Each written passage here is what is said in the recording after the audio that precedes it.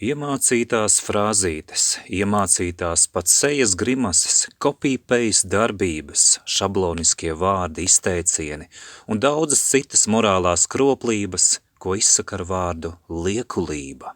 Daži jautājumi šajā sakarā. Vai komunikācijas lišķīgā, pielīdēju un glaimotāju etiķete radīta, lai kailie karaļi saņemtu atzinību melus, ka apģērbti krāšņākajās drēbēs? Augstprātīgie pat domās nepieļauj, ka kādam, kas nedomā kā viņi, ir taisnība. Iedomīgie patiesības meklēšanai ir par gļēvu. Līdz kādai lišķībai jādegradējas, lai valsts sektas deputāti liekuļi uzrunātu citus liekuļus ar vārdiem Jūsu ekscelence, dāmas un kungi.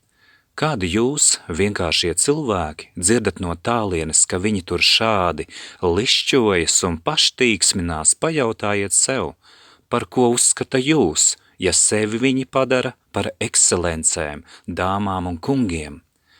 Godīgi cilvēki zina, ka visi cilvēki ir vienlīdzīgi, un kungu kalpu nav.